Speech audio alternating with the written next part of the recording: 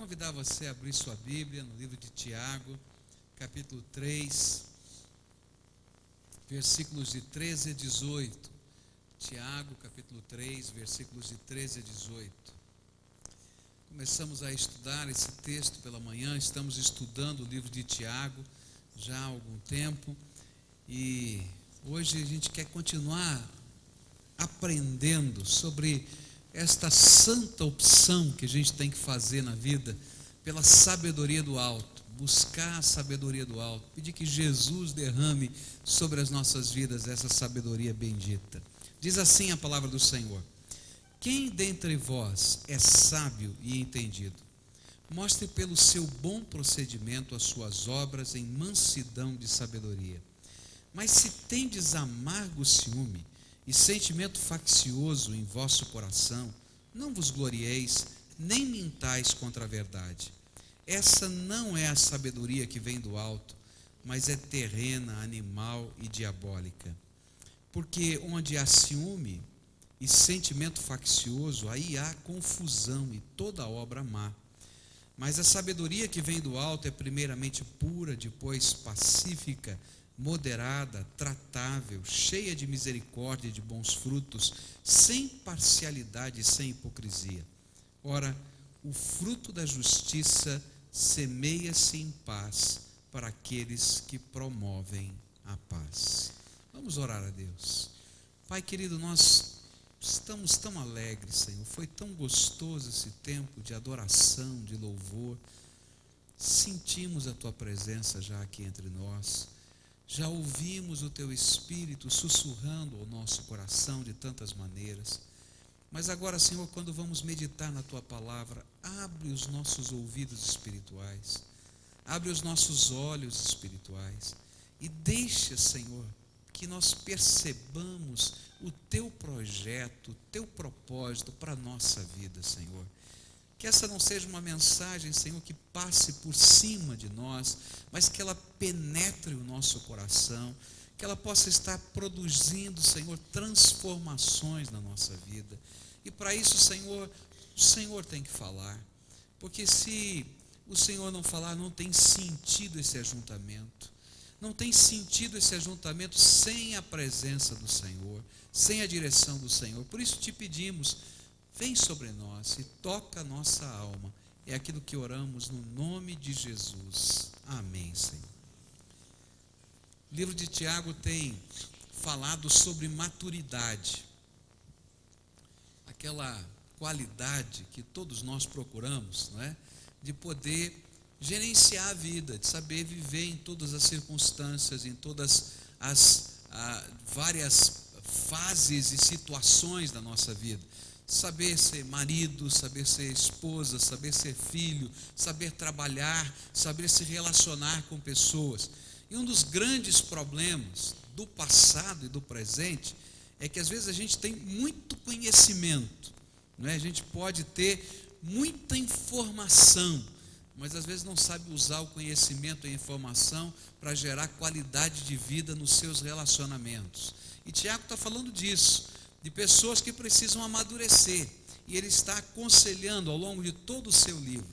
E agora, nesse texto em especial, ele está falando sobre um contraste entre aquilo que é a sabedoria, dentro do contexto da sociedade, do mundo, das pessoas, dentro da visão mais natural e humana dos nossos corações, e aquilo que é sabedoria que vem do alto, que vem de Deus.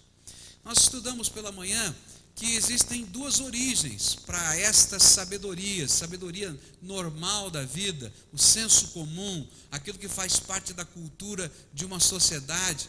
A Bíblia diz que a origem dessa sabedoria é terrena, vem daqui das coisas da terra, não é?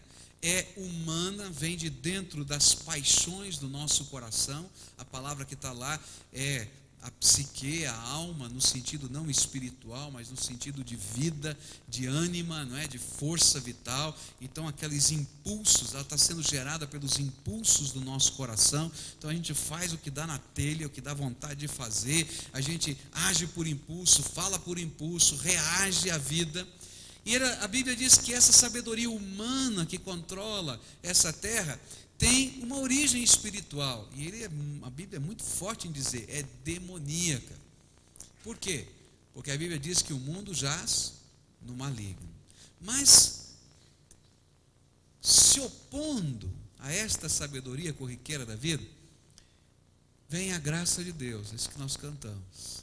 E Deus pode derramar sobre nós uma sabedoria que é diferente, que para muita gente vai parecer loucura, vai parecer coisa esquisita. E nós estudamos hoje de manhã o apóstolo Paulo falando lá em 1 Coríntios, que as pessoas olham para essa sabedoria do alto, ela é tão contraditória à sabedoria humana em nos dizer de valores e maneiras de viver, que as pessoas dizem, esse povo é louco, é doido, está fora da realidade, isso não funciona mais hoje. Mas a palavra de Deus diz que esta sabedoria vem do alto, e essa sabedoria vem de Deus, e essa sabedoria produz efeitos tremendos e abençoadores. E agora à noite eu quero continuar a olhar para esses contrastes, e não quero mais olhar para as origens, que nós já vimos hoje de manhã, de onde está vindo a sabedoria humana e a sabedoria que Deus quer introjetar, colocar no nosso coração. Mas eu queria olhar agora para as motivações que nos fazem buscar uma ou outra sabedoria. Nós podemos até condenar a sabedoria humana pelos seus efeitos, por causa da violência, por causa da sociedade, mas dificilmente vamos buscar a sabedoria do alto se a gente não olhar para dentro do nosso coração e ver o que é que nos motiva. É interessante como nós somos capazes de dizer que acreditamos em determinadas coisas, mas na prática fazemos outras completamente diferentes. E fazemos assim porque temos lá dentro do nosso coração algumas motivações que nos impulsionam a ser como somos. Tem algumas pessoas que são tremendamente motivadas, por exemplo, para ganhar dinheiro, não é? E tem a arte de ganhar dinheiro, sabe? Vão atrás, acontece. Tem outras pessoas que são tremendamente motivadas para cuidar de gente, para atender, para olhar para o coração das pessoas, né? Tem pessoas que têm uma motivação interna muito grande para ajudar. Você já viu, você começa a fazer alguma coisa, aquela pessoa que tem essa motivação interna para ajudar, ela já logo chega do lado, já ninguém mandou, ninguém falou, já está arrumando, já está fazendo junto, parece que faz parte do time, já entrou no time. O que determina as nossas ações na vida são as motivações do nosso coração. E aquilo que nós vamos viver e a sabedoria que nós vamos buscar depende das motivações que temos no coração. Tiago vai dizer que existem motivações que nos empurram na direção da busca da sabedoria meramente humana. E há motivações que nos empurram a buscar graça e poder de Deus para a nossa vida. Que motivações são estas? Quais são as motivações que nos conduzem a uma ou a outra sabedoria? A palavra de Deus diz no verso 14, assim: mas se tendes amargo ciúme, sentimento faccioso em vossos corações, não vos glorieis, nem mintais contra a verdade. E ele vai começando a dizer no verso 15 depois, que estas coisas nos empurram a essa sabedoria humana que é terrena, o quê? Animal e diabólica, não é? Então vamos lá. Quais são as motivações? Ele usa uma palavra aqui que é ciúme. A palavra grega que está lá é zelos, não é? Que significa ciúme, pode significar zelo, pode significar inveja. Mas aqui nesse contexto eu entendo que a melhor tradução é um dos significados que essa palavra pode ter, chama-se ambição egoísta. Ambição egoísta. Aquele sentimento, não é, que vai lá dentro da gente e que nos apresenta um objetivo de vida, um alvo de vida. E a gente começa a pensar, olha, eu quero isso para mim. Tá? Não importa o que seja, eu quero isso para mim. eu preciso disso para mim. E eu começo a construir a minha vida em torno desse sentimento. Eu preciso disso para mim. Aí eu vou para o casamento. Eu digo, eu quero uma mulher que me faça feliz. Ele não está pensando, olha, eu quero uma família para ser parte dessa família, ou para ser bênção nessa família, ou para abençoar ou amar alguém com todo o meu coração. Não, eu estou querendo alguma coisa para mim. Eu quero o melhor emprego que possa existir. Que bom, todo mundo quer o melhor emprego que possa existir, não é? Mas eu não vejo o outro lado, que eu nunca vou ter o melhor emprego que possa existir se eu não entendi o sentido da minha missão naquele emprego. Porque se eu estiver olhando só aquilo que eu vou poder conquistar com o meu emprego, eu vou ser um mercenário. E esse mercenário nunca vai produzir algo que tenha qualidade, porque nós não amamos o que estamos fazendo. Eu me lembro de uma história que li há tempos atrás, que falava de alguém que estava construindo, trabalhando no torno, e fazendo uma peça dentro daquele torno. E um dos empregados que estava fazendo nessa fábrica essa peça no torno, não parava de olhar no relógio, não aguentava mais ver aquela máquina virando, e não via a hora de ir embora. E o outro estava lá assobiando, cantarolando, estava feliz da vida, não é? E um dia esse outro amigo, irritadíssimo, disse para ele, escuta, como é que você consegue trabalhar tantas horas quanto eu aqui, e nesse bom humor, nessa alegria? Eu não aguento mais ver esse torno, não aguento mais o barulho dessa máquina, eu não aguento mais a fuligem desse lugar, eu não aguento mais o apito da fábrica, eu não aguento mais o chefe, eu não aguento mais nada. E aí então aquele homem que estava trabalhando, assobiando, disse assim, olha, vem cá, deixa eu te contar uma história. Você sabe o que é essa peça que a gente está fazendo? Ah, não sei. Isso aqui é a peça central de um giroscópio. Você sabe o que é o giroscópio? Ele disse, não sei o que é giroscópio. Olha, o giroscópio vai dentro do navio, e é que dá estabilidade no navio no meio da tempestade. Quando vem as ondas, ele vai equilibrando o navio para ele não jogar muito para um lado do outro ou não tombar. Eu quero te contar a história de um navio que virou de ponta cabeça porque uma peça igual a essa que nós estamos fabricando tinha um defeito, e todas as pessoas que estavam ali passaram por grandes dificuldades e muitas morreram. Eu estou construindo uma peça que faz diferença na vida de alguém. E aquele homem tinha alegria e felicidade. Quando a motivação da minha vida está apenas nessa ambição egoísta, a minha vida é amarga. E é por isso que a Bíblia diz exatamente isso. Se você tem esse sentimento de ambição, você vai ser amargo. A sabedoria humana está motivada somente na ambição egoísta. E se você vive um casamento em cima da ambição egoísta, o seu casamento vai ser amargo. Se você é um pai ou um filho que vive dentro da família somente motivado por essa ambição egoísta, a sua relação dentro de casa, que é o lugar mais precioso que temos, vai ser amarga. Em todos os relacionamentos da vida, se nós estivermos sendo dirigidos por esse tipo de motivação, nós estamos com certeza trabalhando debaixo daquela sabedoria que é humana, que é terrena, que é animal, que é diabólica e tem frutos tremendamente desgraçados. Me permitam essa palavra, porque vem desgraça em torno disso. E o pior é que a filosofia que cerca o nosso mundo, o nosso jeito de viver é exatamente essa. As pessoas estão sempre dizendo assim, você merece, olha, é isso mesmo, desfrute, valorize-se, você primeiro. E o pior é que nós estamos sendo treinados desde a infância a acreditar nesse tipo de valor. E quando a gente pensa em doar, em amar, em se dar, em oferecer, se parece uma loucura.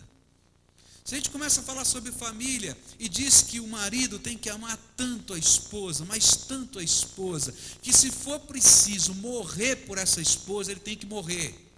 É isso que a Bíblia diz.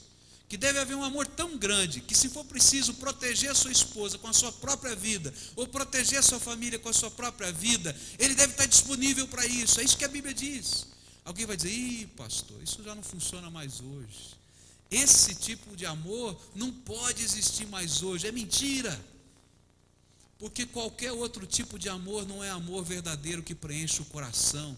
E se a gente não tiver como pai e como marido esse amor pela nossa casa, pelos nossos filhos, pela nossa esposa, a nossa casa vai ser amarga. Os nossos filhos estarão desencaminhados. A Bíblia diz que se a gente mantiver esse sentimento no coração, a vida não tem graça. É interessante que esse sentimento é contraditório, né? Porque a gente faz tudo isso para a vida ter graça, para a vida ter sabor, para a gente poder desfrutar a vida. Mas na verdade a vida vai ficando amarga e a gente vai se isolando no mundo do nosso egoísmo. Eu me lembro de uma família que eu conheci, e eu estava visitando aquela casa, e eu comecei a ver, aquela casa tinha uma série de problemas, uma série de dificuldades, e de repente na hora do jantar eu entendi as dificuldades daquela casa. Aquela casa era uma casa humilde, uma família humilde. Toda a família ia comer. Eu cheguei na hora errada, né? Então eles foram jantar, eu fiquei aguardando o jantar deles, e para a gente poder conversar. E eu vi quando eles colocaram a mesa, e eu vi uma coisa estranha, me pareceu tão esquisito, porque todos da casa estavam comendo o arroz, o feijão e a salada, mas o pai era o único que tinha um bife no seu prato. E eu fiquei pensando, por que o dele tem e os outros não têm? E aí, pastor é meio cara de pau, né? Ele pergunta. E eu perguntei, por que tinha bife para você no meio daquela situação de família que estava acontecendo e não tinha para os outros? Porque eu sou o único que produz e traz dinheiro nessa casa. Eu tenho direito. Meus irmãos, aquela casa era amarga. Aquela família era amarga.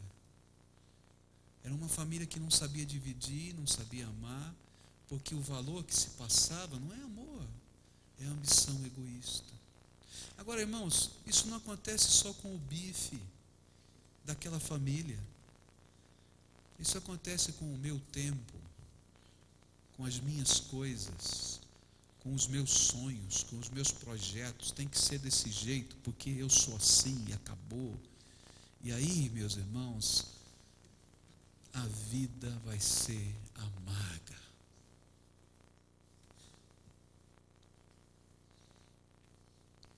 É triste dizer que isso não acontece só nos relacionamentos de casa, mas muitos de nós vivemos a nossa relação de trabalho em cima de uma ambição egoísta. A gente vive num mundo cheio de concorrência. Nós aprendemos isso no mundo. Você vai fazer o vestibular, você está torcendo para o outro ir mal para você ir melhor que ele, não é? Senão você não entra na faculdade, não é assim? É triste, mas é verdade. Se nós somos treinados, estamos sendo treinados dentro dessa visão. Se você está trabalhando e tem um concorrente que está crescendo profissionalmente, você está pensando assim, bom, como é que eu posso dar um jeito para esse concorrente, dar um tombo nele aí, para poder pegar o nicho de mercado que ele pegou. Nós somos treinados assim a vida inteira. E é tão difícil para a gente, às vezes, celebrar o sucesso das pessoas que estão ao nosso redor, quando esse sucesso não tem nada a ver com a nossa vida. Ficar alegre porque o outro, de alguma maneira, alcançou alguma coisa boa. Só que isso faz a vida da gente ficar amarga. E não para na família, no trabalho. Vem para a igreja, meus irmãos. Quanto problema existe dentro de uma comunidade de gente? Sabe por que tem problema na igreja? Às vezes as pessoas imaginam que a igreja nunca tem problema nenhum. Mentira, tem muito mais problema do que você imagina. Porque onde tem homem, tem problema e tem defeito. E aqui nós estamos buscando a Deus de coração, mas somos todos pecadores. Isso aqui é um hospital. Não tem nenhum são. O único médico que tem aqui chama-se Jesus Cristo. E todos nós estamos em tratamento. Então aqui tem problemas. E às vezes a gente começa a olhar o irmãozinho lá que está tocando a percussão. Como tocou bonitinho hoje. Olha, gostei, viu? Jóia. Aí o outro dizendo, está vendo? Não, ninguém me dá oportunidade. Só ele que está lá. Poxa vida. Deve ser cupincha do pastor Marcílio, viu? O que você fez lá, entendeu? Você está entendendo? Como é que funciona? Só que quando a vida da gente está firmada nestas coisas, a nossa vida é amarga. Não é esse o projeto de Deus. Não é esse o jeito de Deus. Isso é diabólico. A palavra de Deus continua nos dizendo que vem quase como consequência, como motivação, e a gente vai buscar ferramentas para atender essa motivação, e isso a gente vai chamar de sabedoria humana, essas ferramentas para chegar nos nossos objetivos. E então, o que vai acontecer naturalmente, a Bíblia diz, é que vem um sentimento faccioso. O que quer dizer esse negócio? A palavra grega poderia ser traduzida por partidarismo ou disputa. Ela era uma palavra técnica na língua grega, que significava um político buscando votos, tá? Então, olha, vota em mim, tá? Porque se votar em mim, olha, eu sou o melhor candidato que pode existir para mudar esse Brasil, tá bom? Então, é esse papel. Mas o que está acontecendo é que essa palavra está tentando ensinar para a gente, é que eu começo, por causa da minha ambição egoísta, a fazer uma rede de relacionamentos, tá? Para chegar onde eu quero. E eu vou aliciando, convidando pessoas, não porque de fato eu queira me relacionar com elas, não porque de fato eu queira amá-las, mas porque me é conveniente isso. E esse grupo começa a ser o meu grupo de apoio, como se fosse um partido político.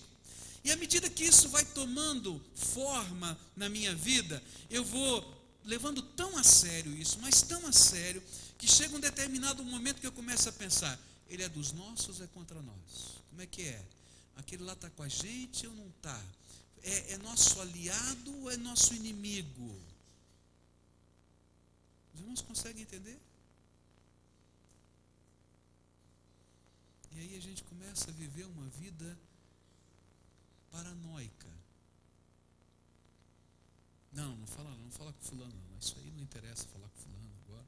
A gente não pode ser transparente, a gente não pode ser verdadeiro, a gente veste uma máscara para poder sobreviver com os nossos relacionamentos.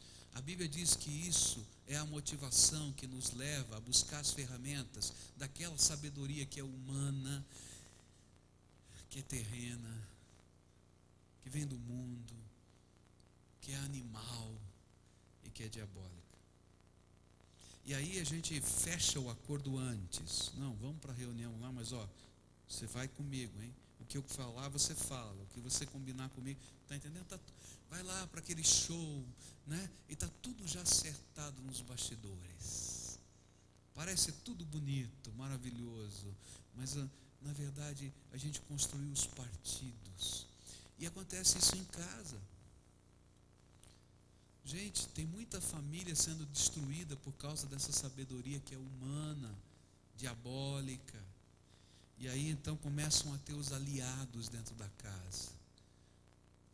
Mãe enfia alguns filhos, pai e alguns filhos, e começam a trabalhar para chegar em determinados objetivos, e a casa está sempre dividida. E daí de repente a gente está dizendo, não, esse aqui está mais perto de mim, aquele lá está mais perto do pai, e começa a haver separação, dor e amargura no coração.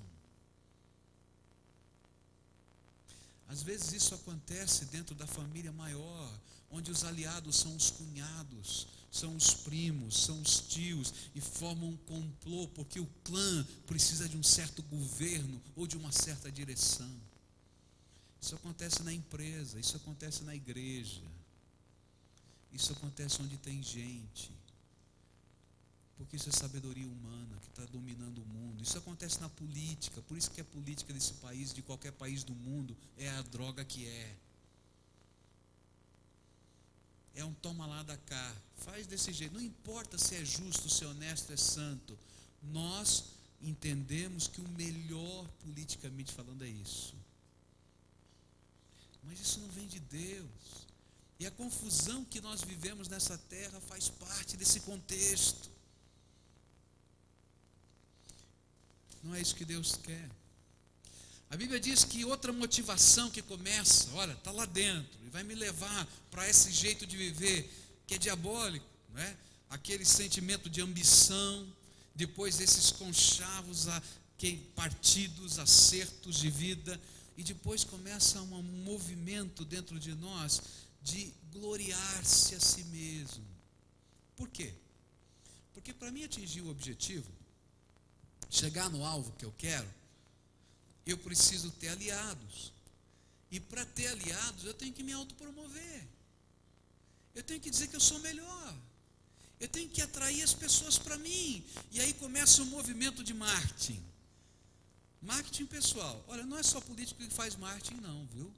Todo ser humano está fazendo. Porque nós estamos tão preocupados com aquilo que as pessoas pensam a nosso respeito, para ver se nós vamos continuar tendo ou não os aliados, os nossos apoiadores. Mas a Bíblia diz que isso faz parte de um contexto diabólico, não é esse o projeto de Deus. E toda vez que eu começo a me gloriar, eu começo a aumentar a verdade. E é por isso que a Bíblia vai dizer, olha, você tem que ter um compromisso com a verdade. Aqui nesse texto, do verso 14, vai dizer, olha, gloriar-se, você está se gloriando, e olha, está se afastando da verdade. Por quê? Porque eu tenho que pintar a realidade com um tom muito característico que me beneficie. Como é que funciona isso? A verdade é essa. Eu posso pegar esse saco e dizer assim, esse aqui é um saco de papel, não é? Esse aqui tem os alimentos que vão ser distribuídos. Isso aqui foi dado pelas crianças, que maravilha, né? Mas eu posso dizer, dentre todos esses, esse é o mais importante. O mais importante porque aquilo que está aqui dentro é aquilo que cada pessoa precisa para a sua vida. E de repente eu começo a dizer que esse saco de papel é diferente, é especial, ele é o mais precioso, e de repente eu estou aumentando ou criando uma verdade própria. O que está acontecendo e o que acontece na vida da gente é isso. Nós começamos a pegar aspectos dos fatos que nos cercam e construir uma verdade que nos seja conveniente. Você já ouviu essa expressão? Olha, não é bem assim que aconteceu. Está havendo um mal-entendido. Já ouviu esse negócio? Já viu quantos mal-entendidos já aconteceram na tua história de vida? E alguns daqueles que você senta, olha e diz, espera aí, mas eu não entendi errado não, foi assim mesmo. Mas parece que a pessoa pega os fatos e pinta um pouquinho diferente. Eu nunca vou me esquecer de uma reunião horrível que eu vivi certa feita. E estava acontecendo essa situação entre eu e um colega pastor. E foi reunida uma comissão para a gente conversar. Porque, sabe, tinha duas verdades acontecendo. Aquela coisa mais ou menos verdadeira. E estava o colega ali, e nós tínhamos conversado uma coisa, e essa coisa tinha saído, vazado, e a coisa tinha acontecido. E as pessoas perguntaram, pastor Pascoal, o senhor falou isso? Eu disse, eu não falei. E o colega disse, não, você falou mais ou menos assim. E eu disse, eu não falei. Que coisa triste é quando a gente constrói verdades. Demorou quase 8 anos para esse colega chegar para mim e dizer, perdão porque eu menti diante de toda aquela multidão. Quanta dor quanta luta, quanto sofrimento, porque essas coisas acontecem na vida. Agora, isso não vem de Deus. Essas são motivações que estão fazendo a vida da gente ficar amarga, ruim, confusa. O projeto de Deus e a sabedoria de Deus é outra, não é por aí, tem um outro caminho, tem um outro propósito. O projeto de Deus é que venha sobre nós algo do céu e que possa transformar essa terra. E a Bíblia vai dizer que a sabedoria de Deus em nós tem outras motivações.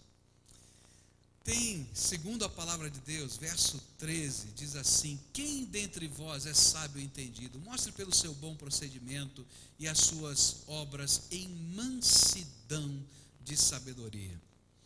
E a gente vai vendo na palavra de Deus, nesse texto, que vai falar sobre humildade, vai falar sobre mansidão.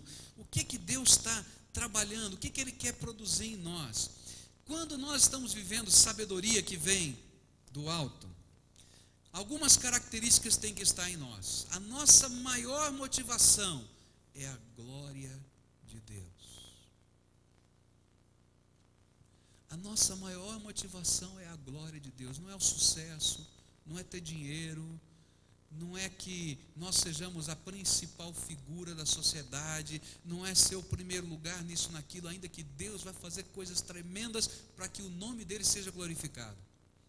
Mas a principal motivação de alguém que está vivendo debaixo da sabedoria de Deus é a glória de Deus. Como é que a glória de Deus pode ser vista na minha casa? Como é que a glória de Deus pode ser sentida no coração da minha esposa, por causa do meu amor, por causa do meu trabalho? Como é que o meu filho pode ser cercado pela glória de Deus? É isso. Como é que o meu pai pode ser abençoado com a glória de Deus? Essa é a motivação de alguém que vive debaixo da sabedoria do alto. E aí essa motivação gera algumas mudanças interiores. Se antes eu estava me gloriando, dizendo eu sou bom, sei fazer, sou o melhor viola, não é esse negócio, a melhor viola que tem aqui na igreja. Ele também é viola? É, então vocês vão tirar para o ímpar depois para saber quem é, né? A melhor viola. Não, entende? Não, eu estou aqui para a glória de Deus. E se nós dois estivermos fazendo juntos o melhor, a glória de Deus vai ser maior ainda. Eu não estou disputando com Ele, eu estou servindo a Deus junto. E aí a humildade passa a ser algo natural na nossa vida, porque eu não estou concorrendo, eu estou cooperando. Mansidão passa a ser alguma coisa natural na nossa vida. Alguns pensam que mansidão é fraqueza, mas se a gente fosse definir mansidão, eu diria que mansidão é o poder sob controle. É quando a gente tem poder, a gente pode fazer, a gente pode machucar, a gente pode arrebentar, a gente pode virar a mesa, mas eu não faço porque eu coloco sob controle todos esses sentimentos e forças que estão dentro de mim, porque eu tenho um propósito maior. Eu quero glorificar o nome do Senhor e quero abençoar a vida das pessoas. Mas eu só vou viver isso se a sabedoria de Deus estiver vivendo em mim, se o Espírito Santo se derramar sobre a minha vida, porque na prática o poder, essa chama, esse ardor, essa irritabilidade, essa reação compulsiva da minha vida e da tua vida não está sob controle, não. Olha para a tua história e você vai ver quantas marcas você já deixou no coração das pessoas, sem querer, e algumas vezes querendo. Não é verdade? Mas quando a gente começa a se submeter ao poder do Espírito Santo de Deus, Ele vai mexendo nos nossos temperamentos, Ele vai mudando a nossa vida. É muito gostoso a gente perceber como o poder de Deus transforma a nossa vida.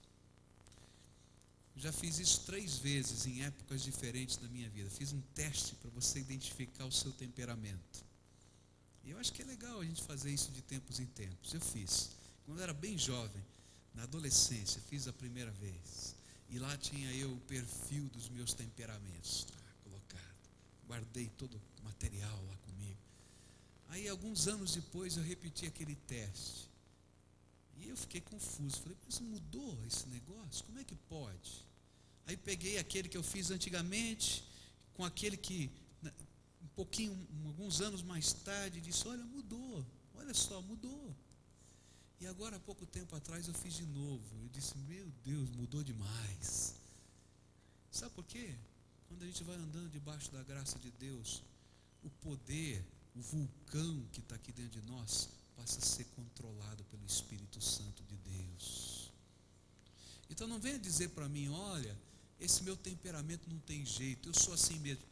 Você é assim mesmo, mas Jesus é mais forte que você, Ele dobra você, não tem problema. Ele muda, Ele transforma. Se você quiser sair dessa encrenca, quer viver debaixo dessa sabedoria maligna, que destrói, que arrebenta, que amargura, deixa Jesus começar a mudar a tua vida. Eu não quero dizer para você, como disse hoje de manhã, não é uma vara de condão, que vem e plim, agora você é maravilhoso, não. É transformação, é Jesus trabalhando na tua vida. Algumas vezes você vai chorar na presença de Jesus, porque o Espírito Santo vai dizer, estou triste com você. Outra vez você está fazendo assim, você, mas Senhor, você, não tem não, vem cá, vamos conversar. Outras vezes você está naquele ímpeto, o Espírito Santo vai dizer, fecha a tua boca, sai daqui agora, não vai fazer besteira outra vez. E a gente vai sentindo a graça de Deus transformando a nossa vida. Mas precisa ter uma mudança. A mudança está no objetivo, no propósito. O propósito é não mais a ambição pessoal, construir alguma coisa nossa. O propósito é a glória de Deus. Se você começar a colocar a tua vida na direção da glória de Deus e deixar Jesus mudar a tua vida, mexer na tua vida, milagres de Deus vão acontecer na tua história. Ele é poderoso, Ele é poderoso. Sabe por quê? Ele começa a mudar valores. Se o valor antes era sucesso, se o valor antes era ter uma imagem diante dos homens importante, o valor agora é ter uma imagem que Deus se agrade. Isso é sabedoria que vem do alto. E é por isso que a Bíblia vai dizer que outro sentimento maravilhoso, verso 17 vai dizer isso, mas a sabedoria que vem do alto é primeiramente pura, depois pacífica, moderada, tratável, cheia de misericórdia, de bons frutos, sem parcialidade e sem hipocrisia. Olha, quando eu começo a olhar para o Deus Santo, amar esse Deus Santo, buscar esse Deus Santo, eu quero que a santidade dele venha sobre a minha vida. E se eu quero viver para a glória de Deus, sabe o que vai acontecer? Eu vou começar a prestar atenção se a minha vida é pura, se a minha vida é bonita aos olhos de Deus. Eu não estou preocupado o que é que os outros estão pensando, mas eu estou pensando se aquilo que eu estou fazendo glorifica o nome do Senhor. E aí, quando eu olho para Deus e sei que Deus é santo, santo, santo, santo, não tem mácula nenhuma, Ele é perfeito, eu quero ficar parecido, eu quero que Ele me transforme, e eu começo a perceber os meus pecados, os meus erros, as minhas falhas, e começa a haver um movimento de dentro da minha alma para sair, para mudar, e eu não me conformo mais, Há muitos anos atrás eu ouvi um pregador falando sobre santidade, estava num congresso de jovens, e ele falando à juventude, ele disse assim, sabe qual é a diferença, né? A gente ser um convertido, alguém que nasceu de novo em Cristo, alguém que Jesus está lá dentro no coração, e realmente a gente não viver essa experiência com o Senhor. Como é que a gente percebe isso na vida prática? Ele disse assim, olha, é muito fácil, a gente pode olhar para um porco e entender o que significa isso, e olhar para uma pomba e entender o que significa isso. Eu posso dar banho no porco, colocar fitinha cor-de-rosa, passar perfume nele, a hora que eu abrir a porteira e ele encontrar a pocilga e a lama, ele não tem problema, ele rola na lama, feliz da vida, com fitinha cor-de-rosa e tudo. Agora, se você sujar as asas de uma pomba, ela vai encontrar uma poça d'água, vai bater as asas naquela poça, até ficar limpa, porque se ela estiver com as asas sujas, ela não pode voar. E sabe, se a sabedoria de Deus, se essa presença do Espírito está no nosso coração, eu não me conformo mais com o jeito que eu vivia, eu não me conformo mais com as coisas que aconteciam, eu não me conformo mais, porque eu quero ser para a glória de Deus, e eu não quero que nada impeça que a graça e a glória e o poder de Deus se derrame na minha vida, e eu quero buscar pureza. Não tem ninguém falando, mas o Espírito Santo de Deus está me ensinando algo que é novo. Eu começo a olhar para as pessoas e eu descubro que vale a pena o caminho da paz. Eu não estou aqui para fazer divisão, para mostrar que esse partido é melhor que o outro, que é isso que, olha, você tem que ser da minha igreja, tem que fazer. Não, eu estou aqui para abençoar a tua vida. E eu quero ser alguém que constrói paz nos relacionamentos. Tem gente que por onde anda deixa um rastro de confusão. Conhece gente assim? Eu conheço vários. Mas tem gente que por onde anda deixa um rastro de bênção. Por onde passa, deixa um ambiente tremendo da graça de Deus. Só Deus faz isso. Outra palavra forte aqui é moderação. Aquilo que chamamos de uma pessoa ponderada, que não reage pelos ímpetos, alguém controlado. Outra palavra aqui que define o que está acontecendo é tratável. Alguém que é capaz de ouvir, e ouvir todos os lados de uma questão. Você já percebeu como a gente é tentado a ter a resposta na ponta da língua antes da pessoa terminar de falar? Não, isso eu já sei, eu já conheço. Não, vai falar tudo isso outra vez? Não, mas tem pessoas que são capazes de ficar quieto e ouvir, e às vezes pegam uma palavrinha do que foi dito e diz: você percebeu isso que você falou? E aí o coração se abre. Tem outros que na primeira palavra já começam a descer paulada para tudo quanto é lado, e o outro já não vai ouvir também, não vai resolver nada. Mas pelo poder do Espírito a gente pode ser pessoas assim. E uma das coisas maravilhosas é quando nós começamos a ter olhos de misericórdia. Porque a sabedoria do alto nos faz enxergar o potencial de Deus nas pessoas. Gente, quando eu estou na sabedoria humana, eu estou dizendo: sabe o que você merece, cara? Você faltou no ensaio, você fez isso, fez aquilo, você vai ser cortado, vai ficar suspenso 2 semanas. Esse toma vergonha na cara.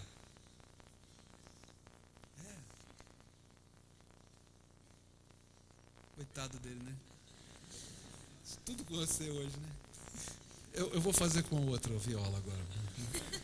Próxima vez é com você, hein? Tá? Agora, se eu tenho olhos da misericórdia de Deus, eu vou poder ver o potencial que Deus tem na vida dessa pessoa. Eu não estou dizendo que não tem erro, não tem falha, mas eu posso ver o potencial de Deus na vida. Nós estávamos no retiro dos diáconos, nós ouvimos, não é, uma irmã querida, a irmã Alice, falar disso. Ela disse o seguinte, que há muitos anos atrás, ela chegou aqui na igreja atrasada. E o seu marido, professor da escola dominical, chegou atrasado. E ela foi chegando na igreja, só foi levando bronca. Ela vinha com os filhos pequenos, vinha com a mamãe, se não me falha a memória, né? Mamãe velhinha, doente, não é? E com tanta dificuldade para trazer a família toda para a igreja. E aí então ela foi chegando, levando bronca de todo mundo. E chegou numa determinada hora que ela pensou: sabe uma coisa, eu vou embora. O culto já está começado mesmo, eu vou embora. E aí chegou um irmão aqui da igreja, um diácono da igreja, deu um abraço nela, disse assim: Alice, que bom que você conseguiu vir. E de repente o coração dela foi aplacado da dor que estava.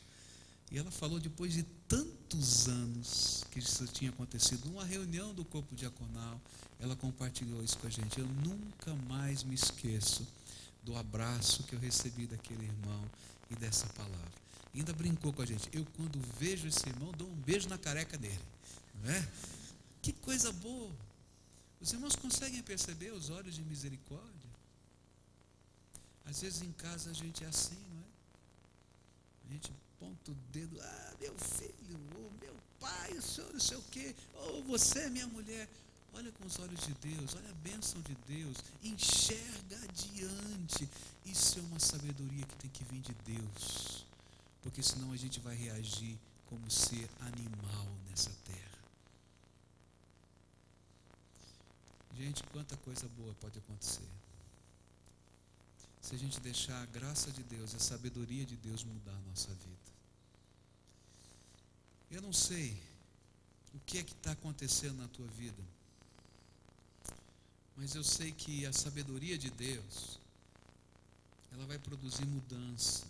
Nós não estamos mais preocupados em partidos, por isso nós não vamos ser parciais com A ou B, nós queremos aquilo que é de Deus, e só buscamos aquilo que é de Deus. A verdade é uma só, e ela é santa, e acabou.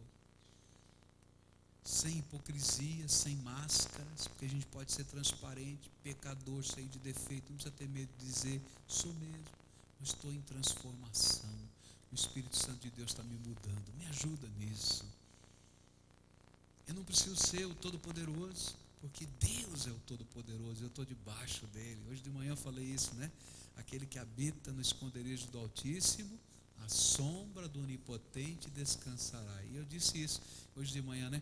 Que a sombra, dependendo da posição do sol, ela vai à frente da gente, né? O sol está aqui nas costas, a sombra vai na frente.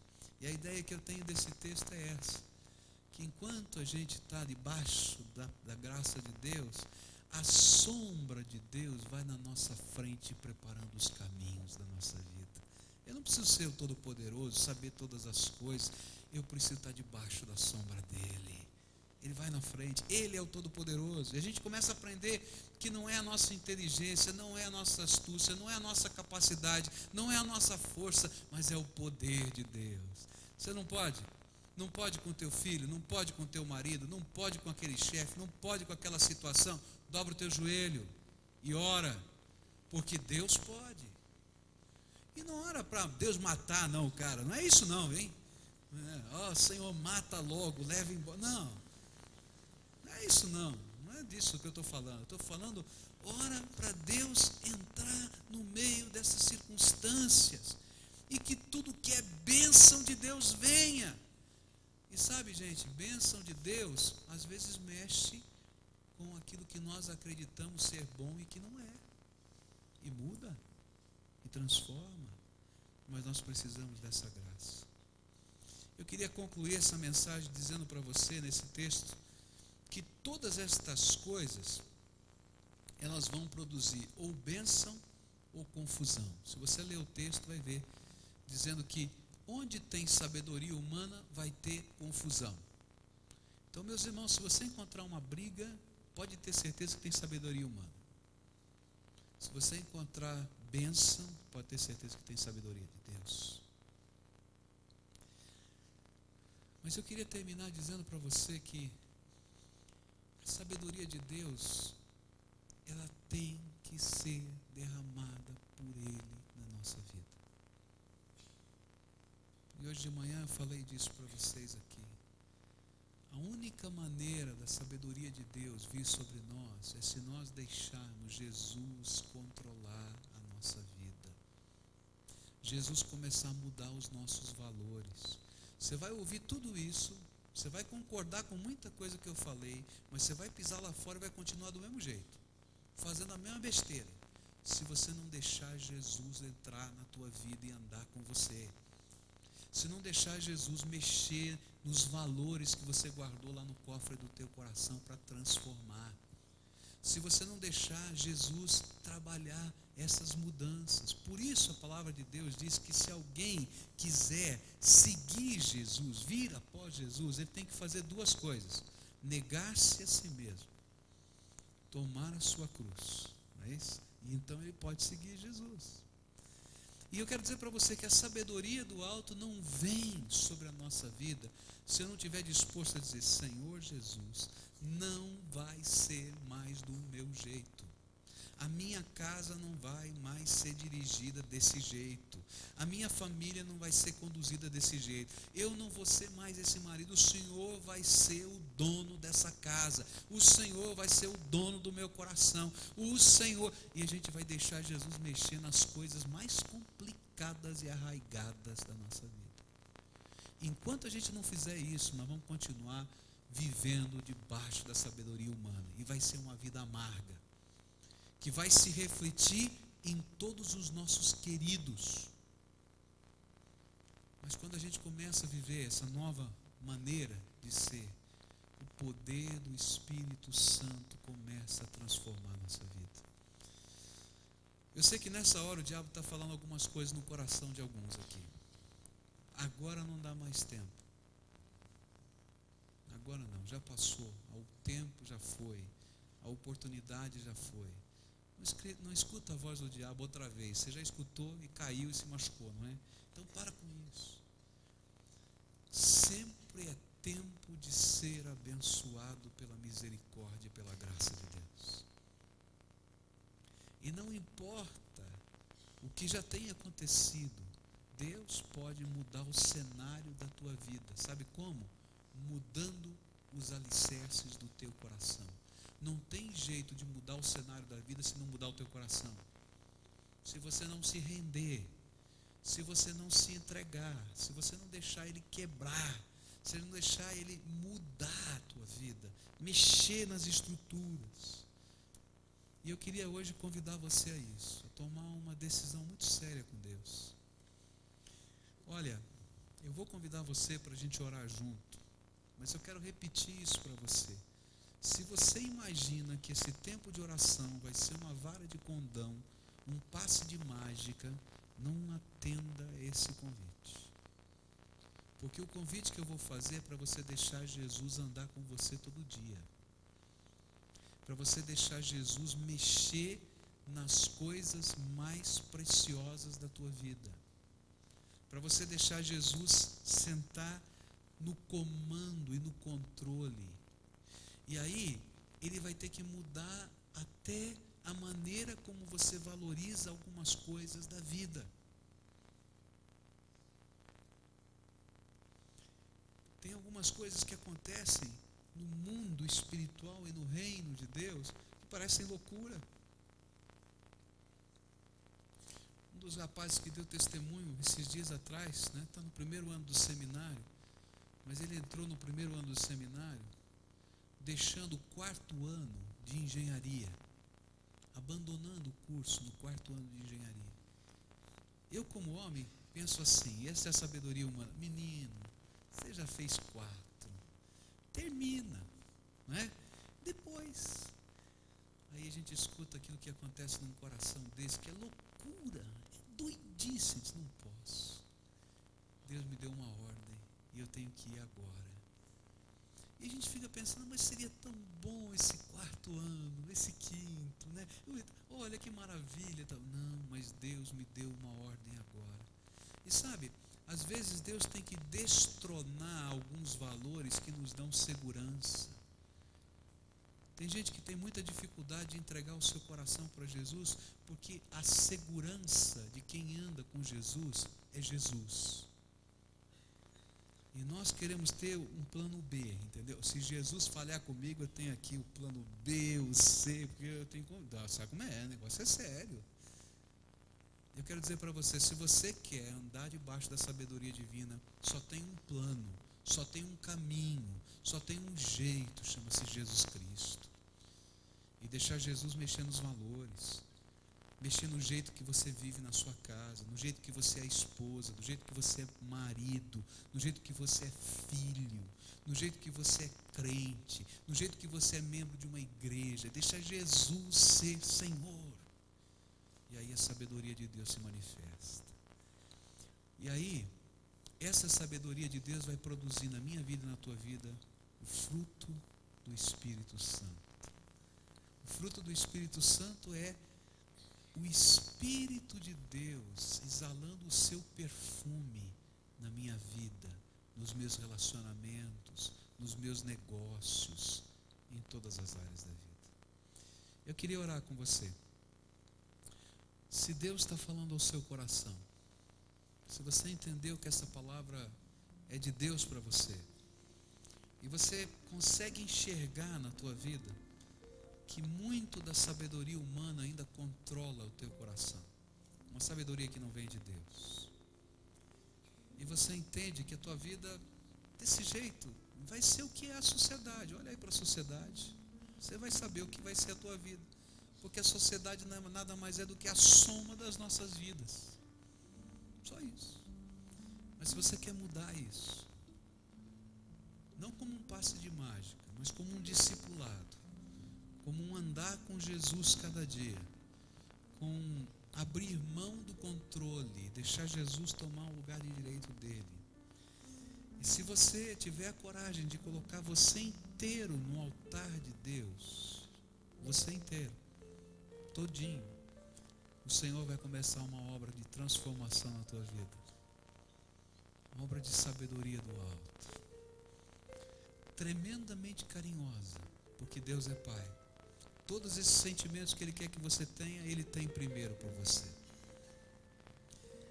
E eu queria orar com pessoas assim, que quem sabe chegaram aqui dizendo, não sei se ainda tem jeito. Eu quero dizer, tem jeito se você deixar Jesus mexer primeiro em você. A gente sempre acha que tem que mexer no filho, no marido, não, como primeiro sou eu, Senhor. Você quer?